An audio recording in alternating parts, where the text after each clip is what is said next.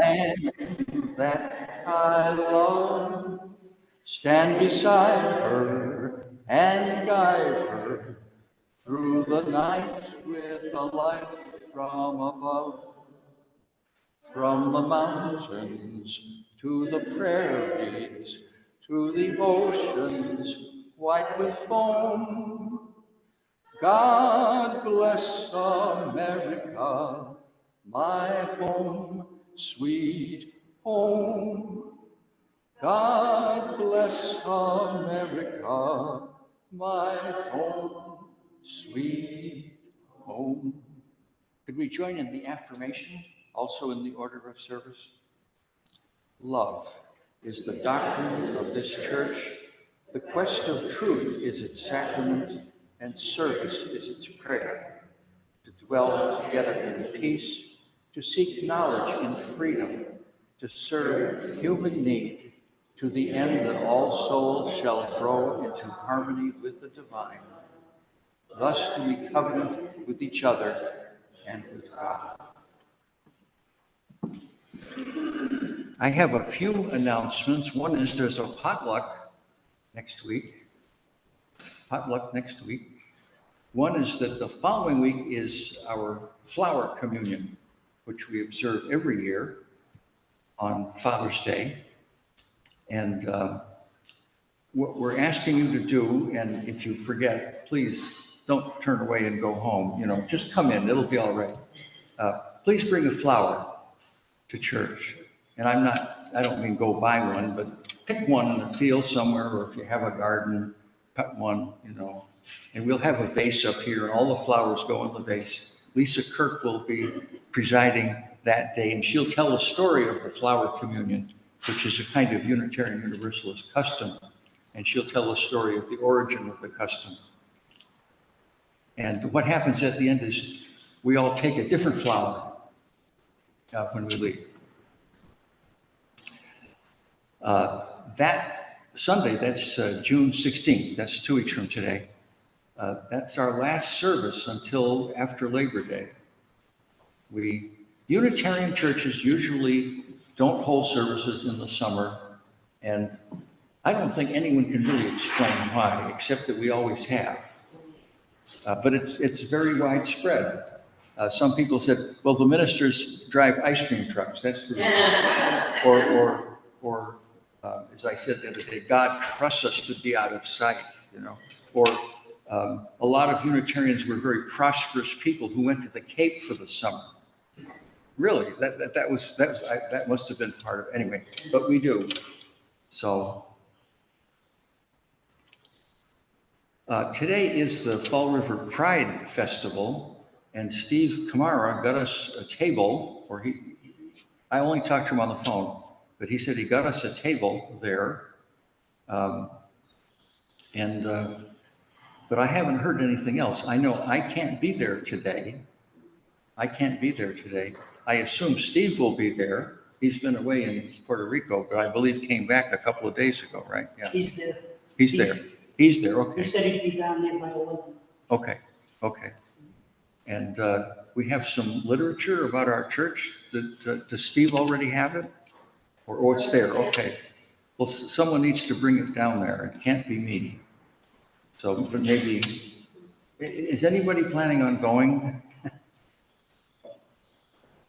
Yeah. I wasn't planning on it, but I'd be happy to bring the literature. Perfect. Perfect. Thank you. Okay. Then we're all set.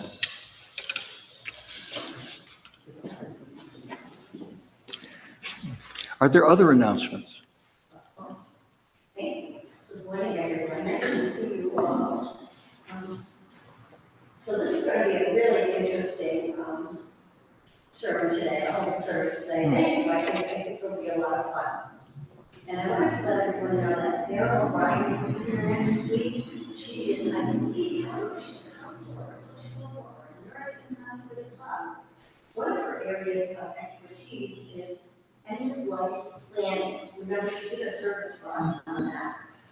And she offered to all of us to make an appointment with her. And I can't do that this summer, so I thought I'd just share that with everybody.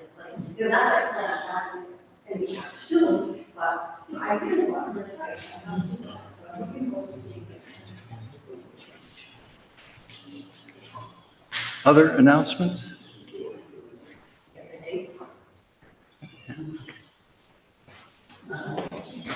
Here's the part one. The sermon today is in two parts. So here's part one. Part one. By the time Woody Guthrie got to New York City, he was convinced that he didn't like God Bless America. And it wasn't exactly the words so much as the attitude of the people who were singing it.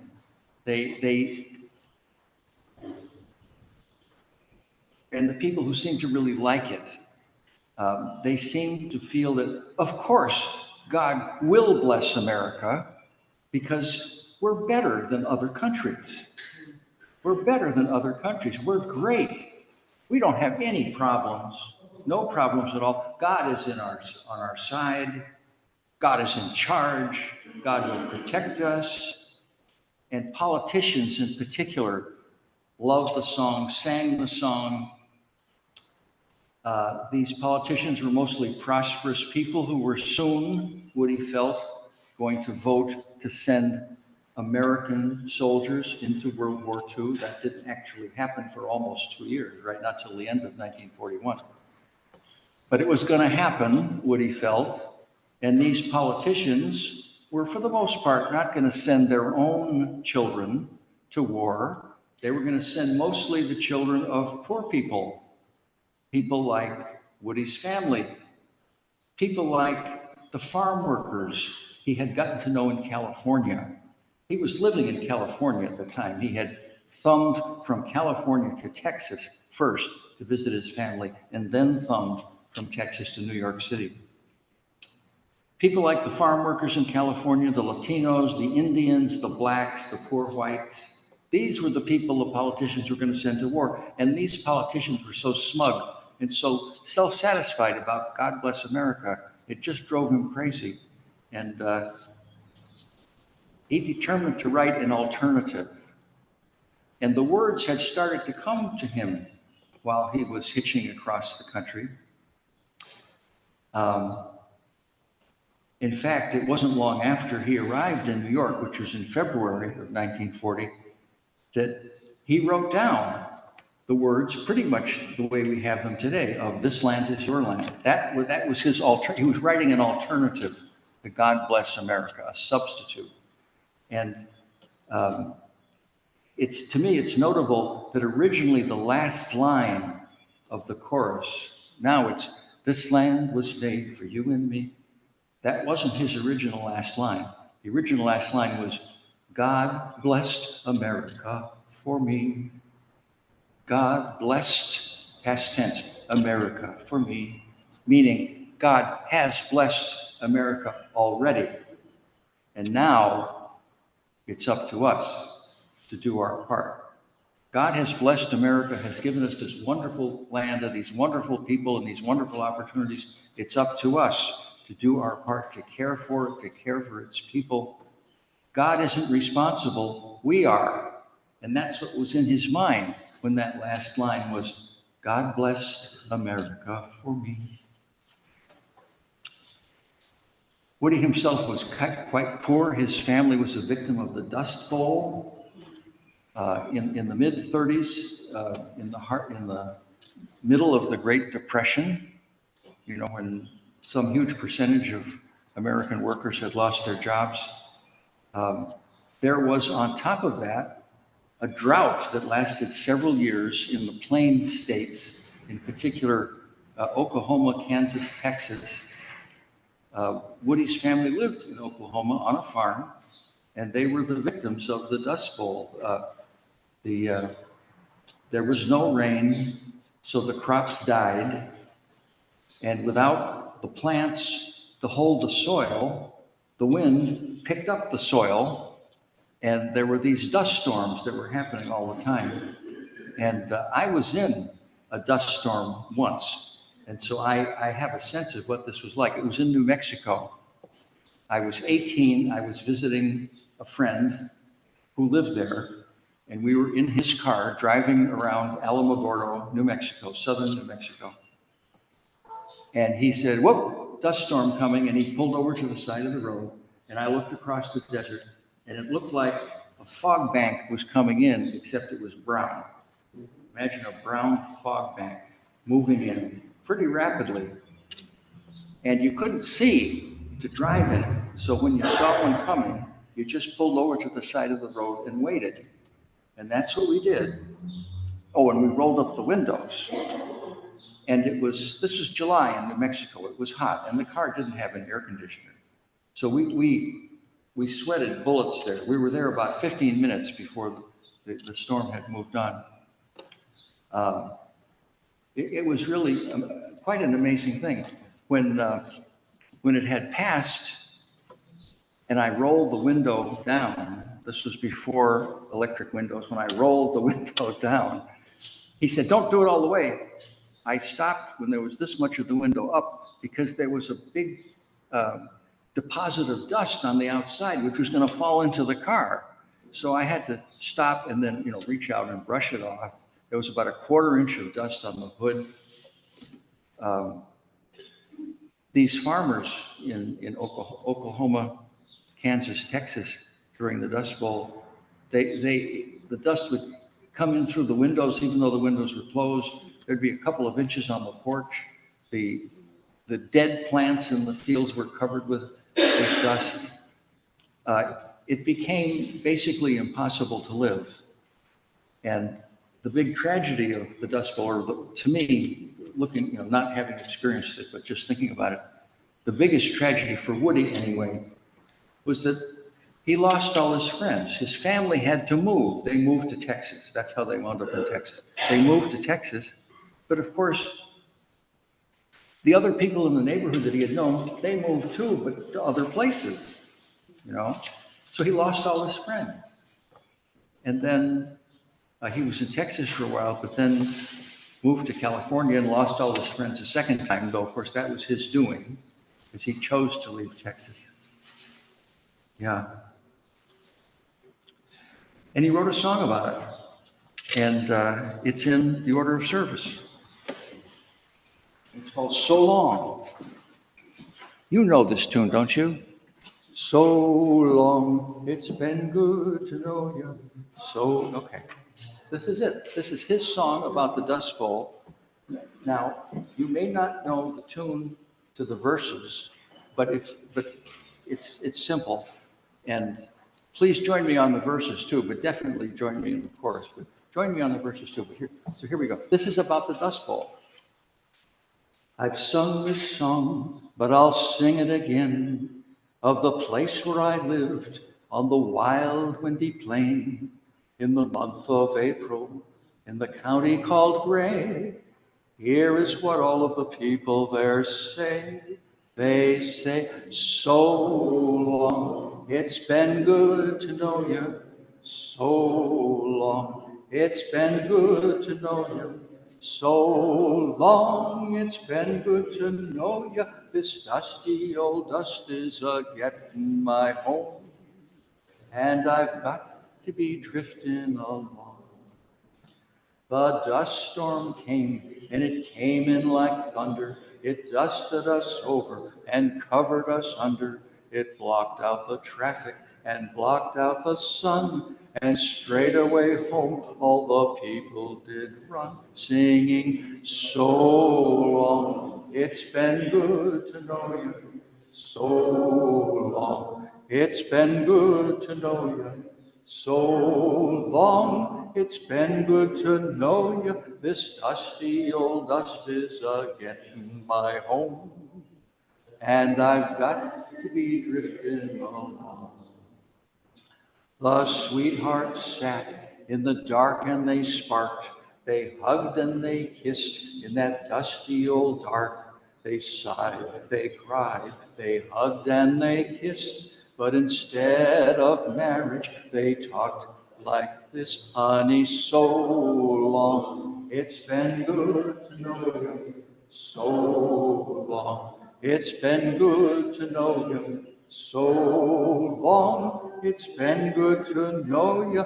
This dusty old dust is getting my home, and I've got to be drifting along. The telephone rang and it jumped off the wall.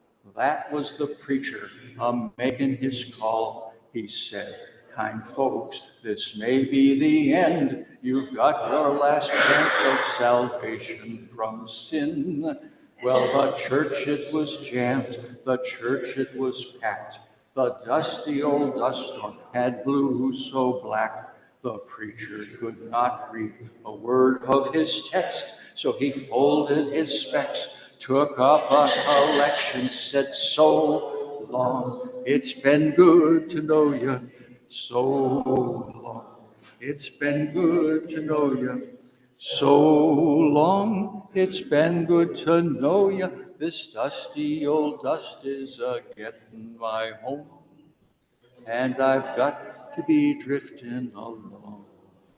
When I heard that song as a kid, I didn't realize it was really about a very sad situation of people having to lose all their friends because of the Dust Bowl.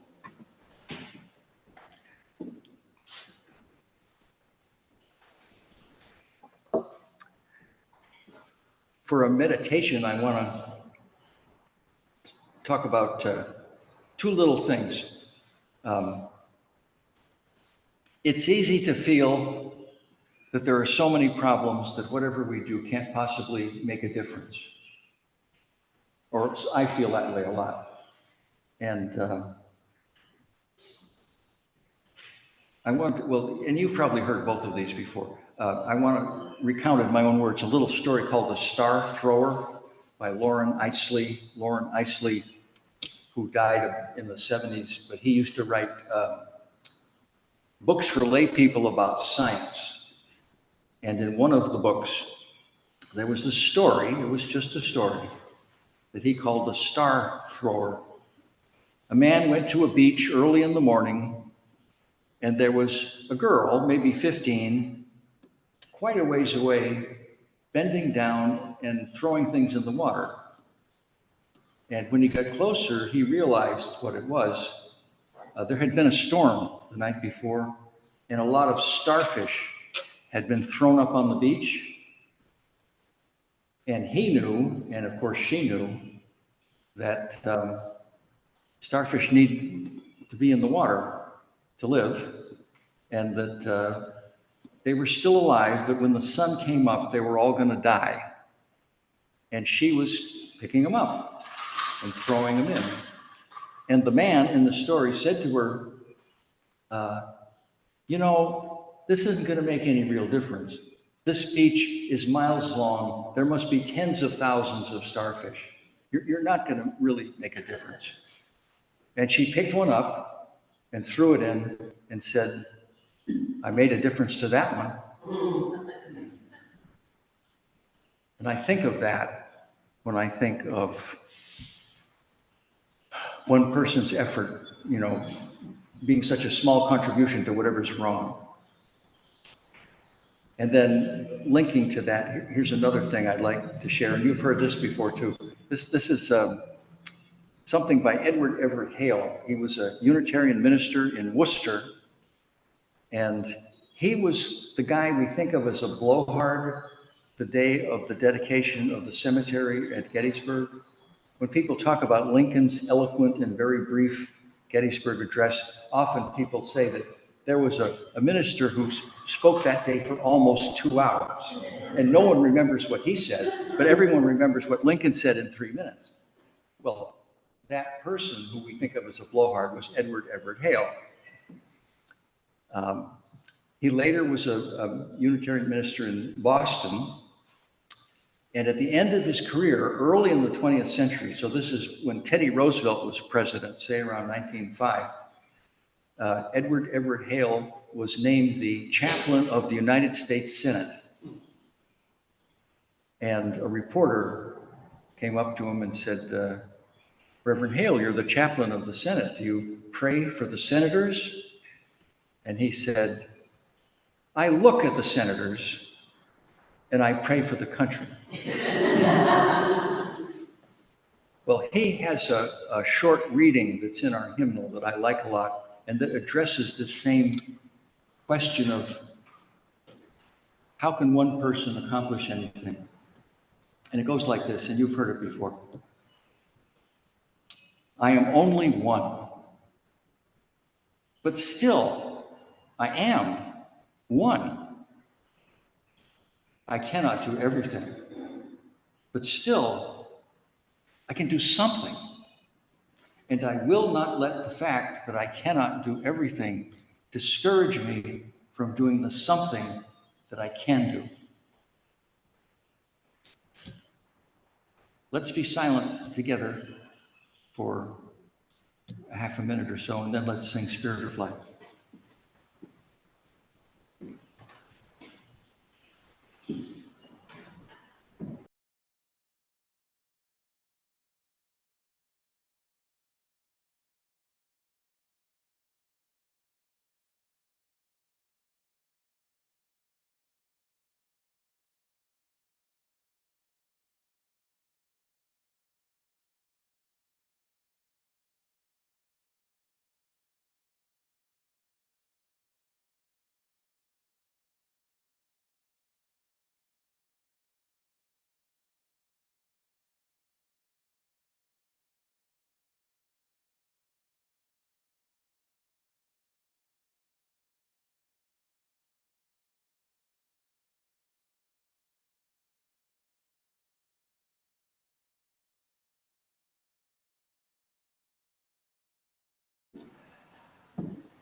Spirit of life, come unto me, sing in my heart all the stirrings of compassion. Blow in the wind, rise in the sea, move in the hand, giving life the shape of justice. Roots hold me close, wings set me free. Spirit of life, come to me, come to me.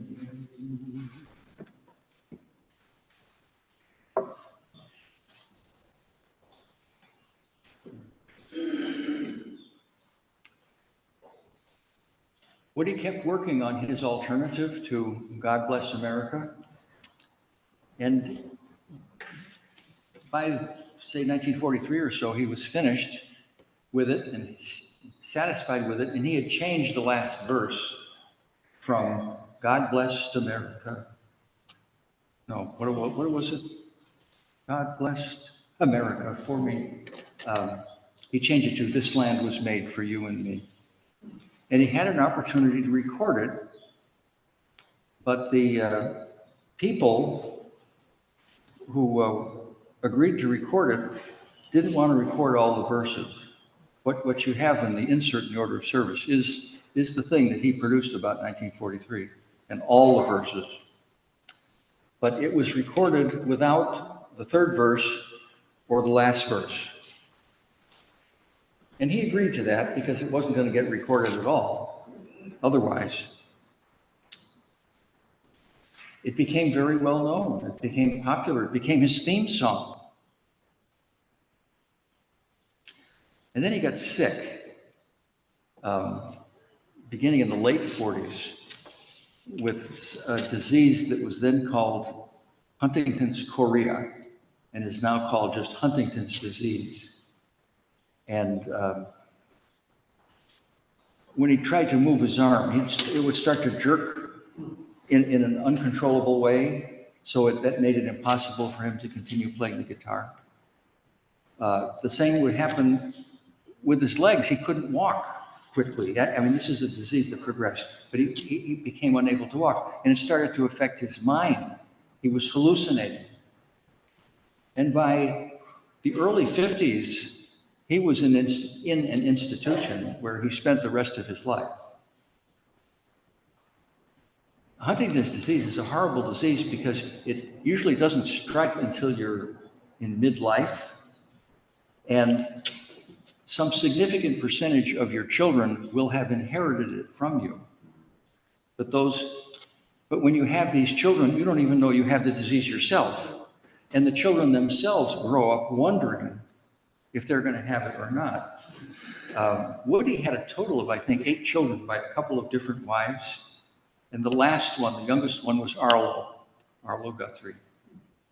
And Arlo, let me see. I don't think Arlo was the last one. I'm sorry. I think Arlo was more in the middle. But 2 of Arlo's older sisters died of Huntington's disease. Woody himself died of Huntington's disease, I think in 1959 or so. Woody's mother had died of it, though it wasn't well understood at the time, but in retrospect, Woody's mother had died of it. A couple of other of Arlo's siblings died young, so they may or may not have had it. Did Arlo ever have children? Did he? And do we know about their fate? Well, I know Sarah Lee, because they're still alive, as far as I know. Arlo's like in his mid-70s now, so these children, if they were going to come down with him, you think would have come down with him. She's probably in her 40s or early 50s, I would imagine. I haven't heard from her. Yeah. I mean, it's a lot of stuff. Is it just one child? I don't know. Yeah. Anyway, it's a horrible disease. So think of the effect it had on Arlo. Arlo hardly knew Woody because Woody came down with this disease when Arlo was like 2 or 3. And then Woody would occasionally get to come home just for an afternoon from the institution. But Arlo saw Woody very rarely. Though there was one time that Woody came home a little longer and he got Arlo alone and he said, you know, this land is your land really has 5 verses. There were 2 that weren't recorded. And Woody made sure that Arlo knew them. And so they've survived. The first verse that was excluded by those first recorders was that 3rd verse. As I was walking, I saw a sign there, and that sign said, no trespassing. But on the other side, it didn't say nothing. That side was made for you and me. I love that. It's the attitude that people say Native Americans have. I know it's the attitude. There was a man named John, I can't remember his name. He was a big wheel in the Massachusetts Audubon Society. And I think it was John Mitchell, the same name as Nixon's Attorney General, which is why I can't remember this other John Mitchell's name, because I think it must be wrong. But I think his name was John Mitchell. He was a big cheese in the Audubon Society, and he wrote columns for the Audubon Society newsletter. And I remember being shocked in one where his attitude was whenever he sees a no trespassing sign, he just completely ignores it and walks on the land because he just wants to commune with the birds and the trees and the rocks and the brooks and things like that. And I was a little shocked. But anyway, that was Woody's attitude. Woody never owned a house or land of his own. I understand his attitude and maybe John Mitchell's attitude too.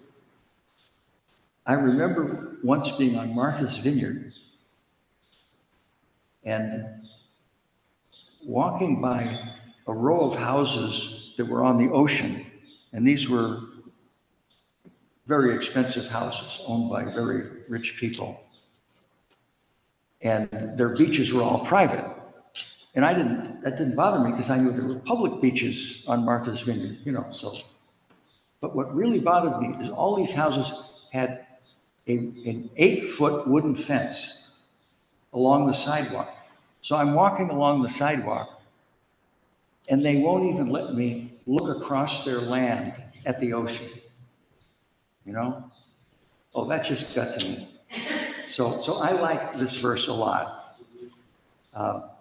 What he was saying, I think, some people own too much There's not enough equality of property and ownership and so on.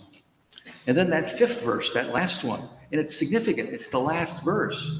This is kind of the culmination of the meaning of the song in Woody's mind.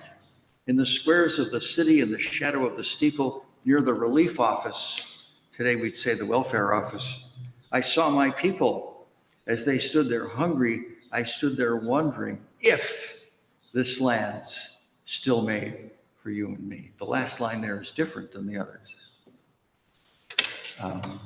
That was, in his mind, the culminating meaning of the song. And it, for a long time, was unknown. People know it now, of course. It has been recorded many times now. Remember the opening words today? If I can find them again, where are they? Yeah. Woody Guthrie said, a folk song is about what's wrong and how to fix it. Like who's hungry and where the food is, who's out of work and where the job is, who's broke and where the money is, who's carrying a gun and where the peace is. Yeah. He thought there was not enough equality, not enough justice. He loved our country, but he wanted us to do better. He wanted us to work for more equality and justice. And this was his anthem. And I kind of like to sing it now, but let's do we'll enjoy it more if we wait a few minutes. And let's do the offertory first. So, for the support of this congregation and its work, the morning offering will be gratefully received. And I hope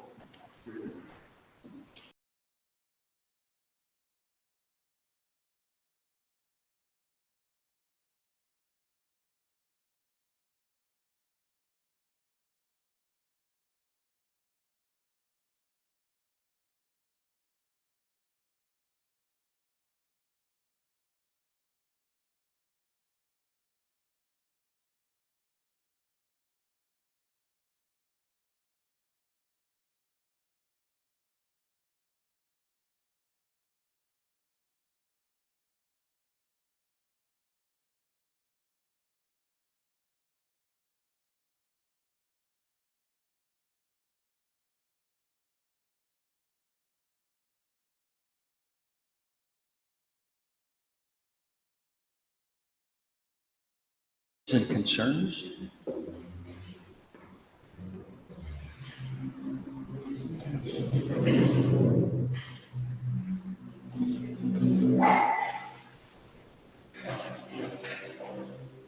So I just wanted to share that I had an experience with a dust storm way back in my consulting days. I was in Texas at some college or other, and coming back from lunch, and there was I didn't know what it was, but I got in the building and they said, oh, that's a dust storm. I'm thinking, no, that was a dirt storm. I mean, you're walking through it and it's dirt in your face. It just, in your mouth, in your hair, it just, really, it was amazing to me. And I thought, a dust storm is not the right word for it, it's a dirt storm. So I just wanted to share that.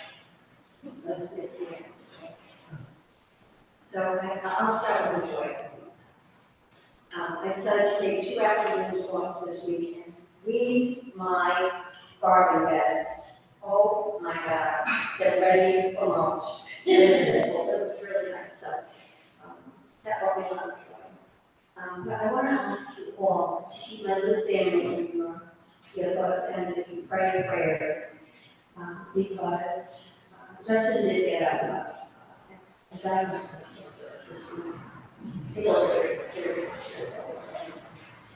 It's treatable, but that doesn't, to him, that's not the important thing right now. Processing it and understanding it, so try to center not only healing thoughts, but thoughts to make good decisions and to perspective.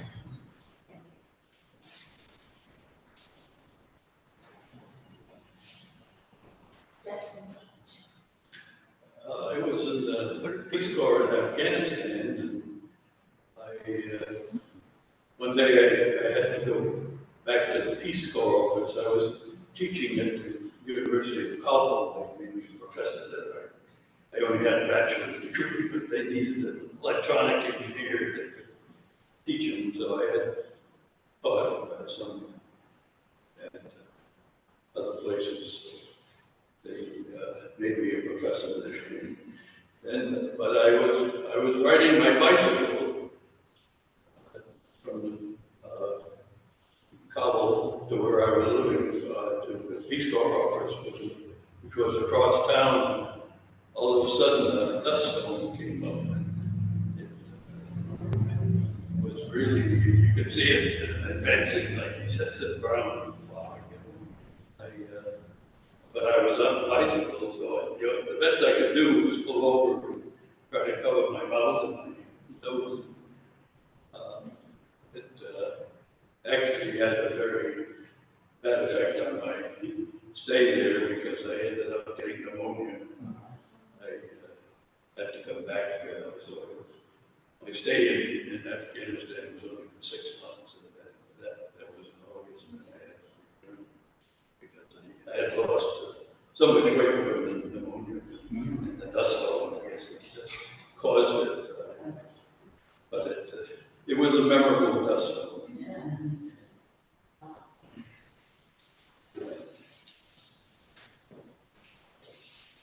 And we didn't do your announcement.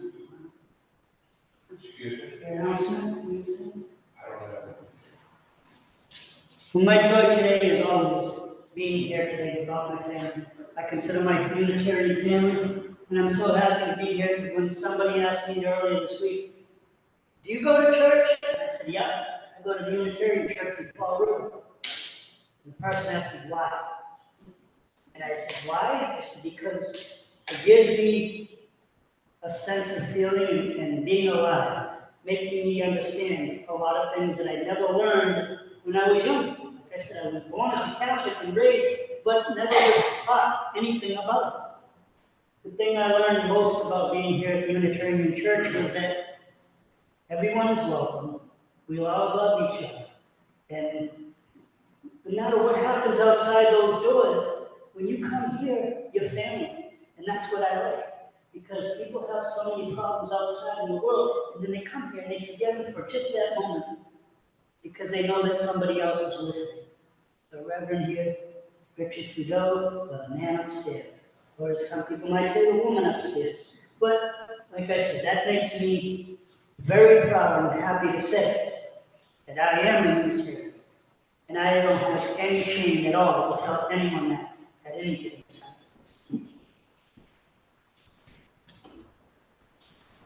So I have a concern. Regardless of how one views the recent verdict of the past president, my concern is the fact that the institutions of power and authority have been demonstrated so warped. Have been demonstrated to be what? So warped. And my concern is that, not that institutions are warped, because for the most part, they all are, right? I mean, I'm really a skeptic. But that my concern is this is going to be a process now for the rest of my life, that the political process is going to be one of not only destroying your enemy verbally, but also legally. That I personally can't see how the Republicans are not going to respond in kind to this kind of an abuse. Whether we even believe it was abuse or not, right? My own assumption is that if they dig deep enough on any single citizen of the country, that they can dig up something. And my own past has been kind of like, they just make things up sometimes, and then you've got to use like all of your resources to defend yourself. And luckily, in some senses, this guy has the resources to defend himself. But the process itself is what really, I've been contemplating and it's disturbing to me. But when I pray for the country, I pray that hopefully that this gets nixed right away, because I don't see anything good coming from this.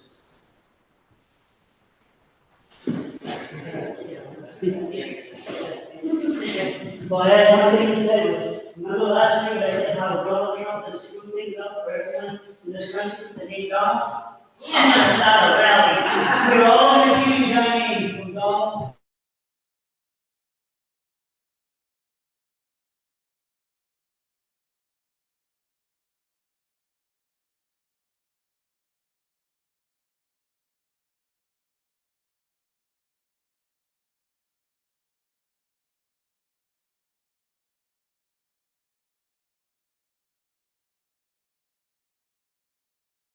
I respect because they know what they're talking about in the field. They say that the system held up. And we might not like the way things are going, maybe have different opinions of it, but that's the way it goes. And Republicans have already shown that they have no, moral capacity apparently to deal with this in a way that is productive. I can go on, but I don't think we're good. I just want to say that the whole thing is sad. I don't think it's cause for celebration. It's sad.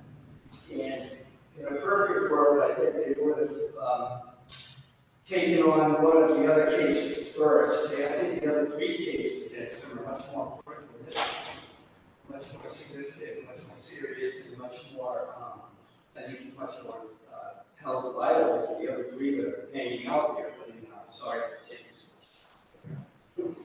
Thank you,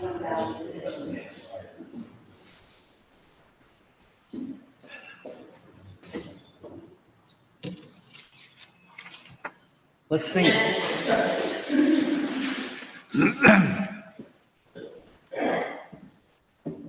This land is. What was it? Yeah, go ahead. Yeah. California to the New York Island, from the redwood forest to the Gulf Stream waters. This land was made for you and me. As I was walking a ribbon of highway, I saw above me an endless skyway. I saw below me a golden valley.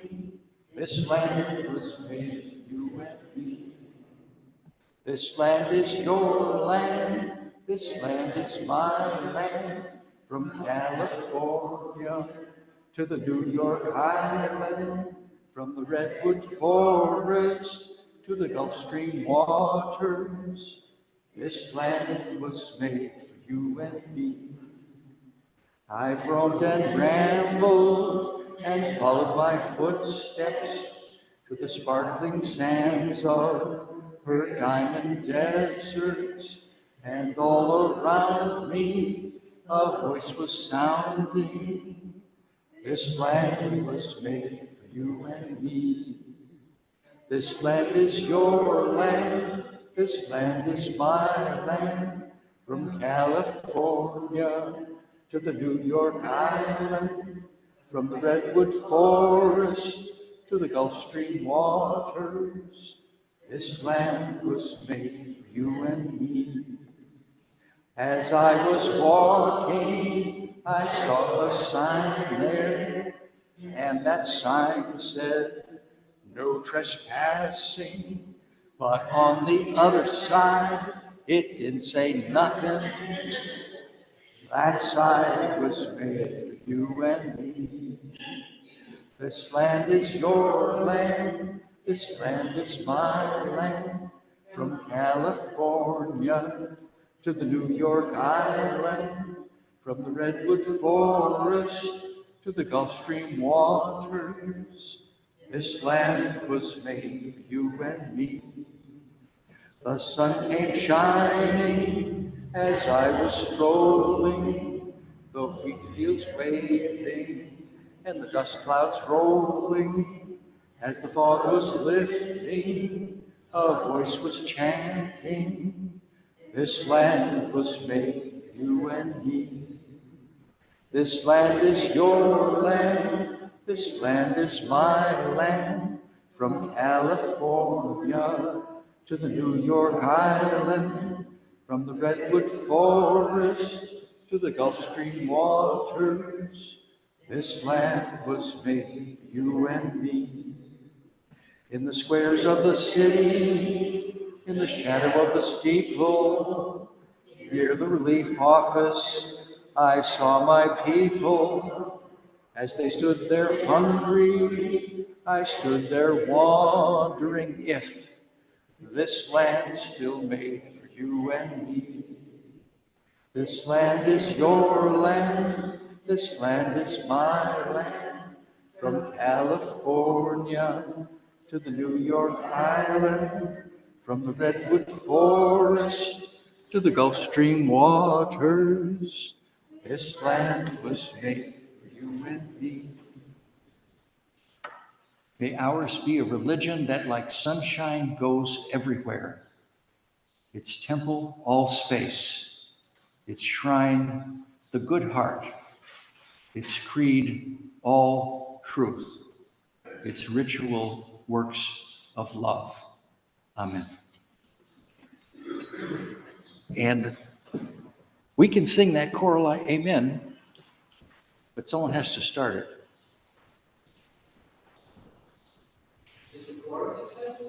The choral amen that we say every week.